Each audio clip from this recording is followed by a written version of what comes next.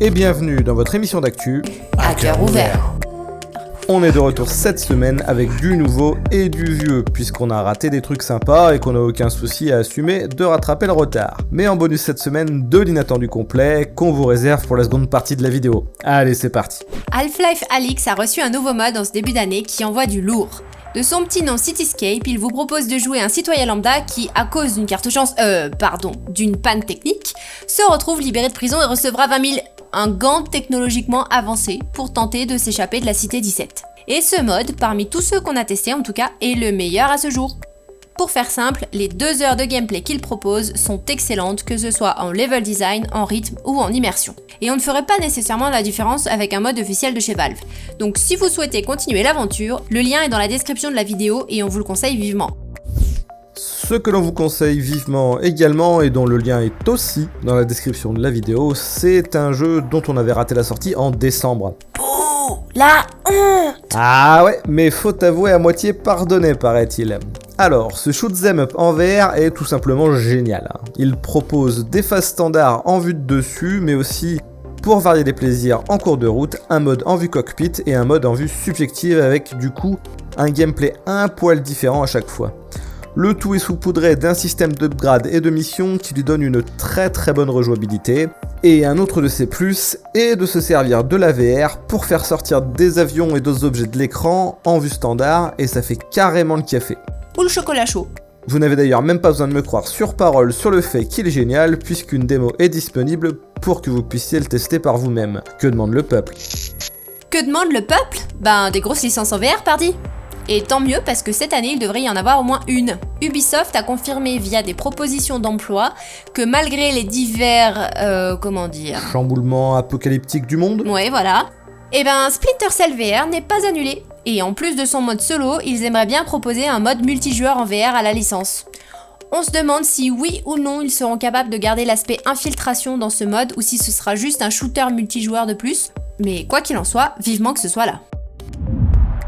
Ce qui est déjà là et qui me fait beaucoup moins rêver, c'est la 9543e copie de Beat Saber sortie sur PSVR nommée Brain Beats, où vous devrez donner des coups de poing dans des ronds, et je suis en train de faire du remplissage d'émissions avec un truc complètement osef que vous ne méritez pas, donc on va passer à la news suivante qui est que Beat Saber, justement sur le Quest 2, qu'on vous conseille bien plus qu'un PSVR, prend en charge désormais le 90 Hz nativement.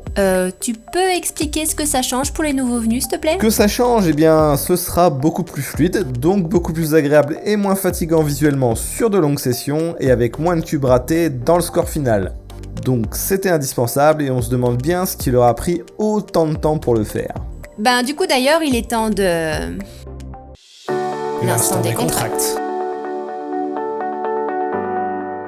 Avant de passer aux news inattendues, petite réaction à l'intervention de l'internaute Monsieur Brochant, qui semble avoir subi quelques piques condescendantes malgré sa motivation.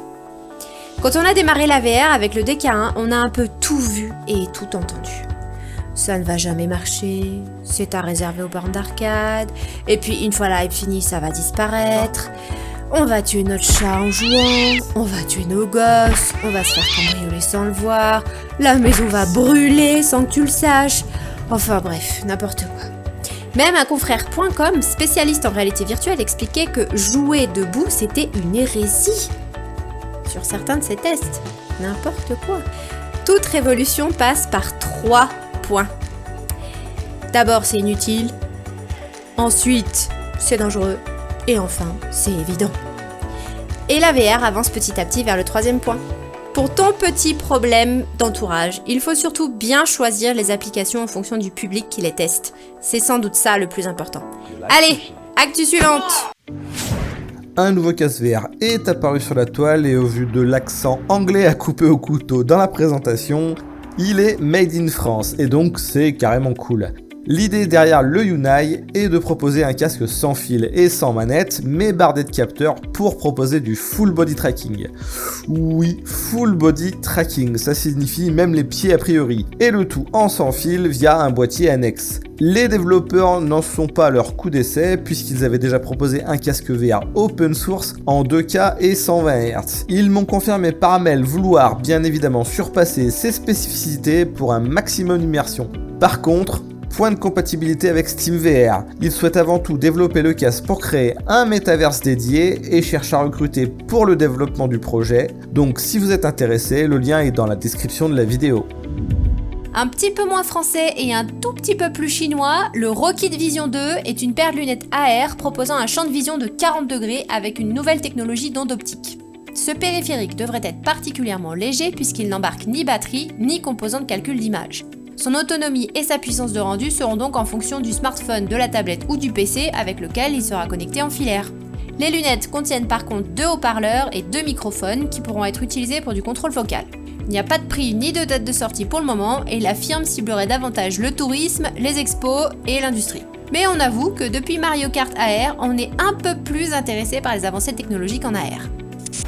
Du coup, on revient à la VR avec une sacrée surprise, puisque le jeu Warplanes, disponible via le store alternatif SideQuest, nous a mis une petite claque technique dans l'Oculus Quest. Si vous voulez voir ça de vos propres yeux en VR, une démo est d'ailleurs disponible. Ce jeu de bataille aérien en biplan vous propose donc de mitrailler des avions en vue à la première personne. Et si le titre complet proposé pour 15 € est conçu et pensé pour la VR, sachez par contre qu'il n'est pas conçu et pensé pour ceux comme moi qui ont vite le mal de mer. On enchaîne avec NextMind qui est un périphérique d'interface neuronale français permettant de contrôler des actions en VR grâce à son cerveau.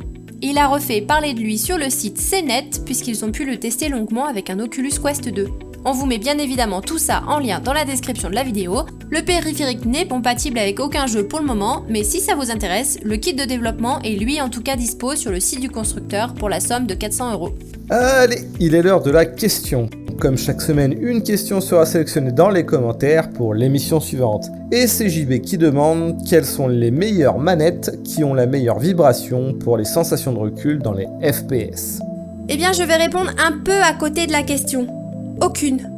Quelles que soient les manettes, il n'y a vraiment pas quoi vermifuger un abribus. Si tu veux de vraies sensations de recul en FPS en VR, il n'y a pas à tortiller 107 ans de l'arrière-train. La seule chose qu'on recommande sur ETR, c'est le système ProTube, avec le ForceTube. Non seulement tu auras un recul au niveau de l'épaule, qui sera à minima immersif, mais en plus du kick dans l'épaule, le système te permet surtout d'avoir une visée beaucoup plus précise. Tu peux retrouver tous les détails sur la chaîne avec un test effectué par Nick. Et voilà, c'est déjà la fin de cette récap, on espère comme d'hab que ça vous a plu. Et si c'est bien le cas, n'hésitez pas à vous abonner et à activer la cloche. Et on vous dit à très bientôt, ciao Ciao, ciao.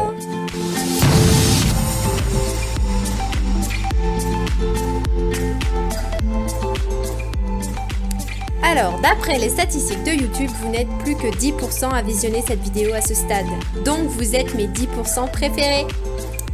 Du coup, je vais tenter un truc rien que pour vous, mais ne vous moquez pas, c'est vraiment la merde avec un Leapmotion.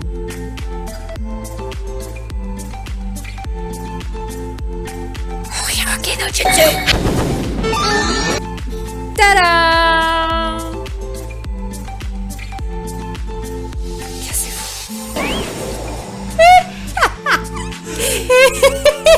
Bref.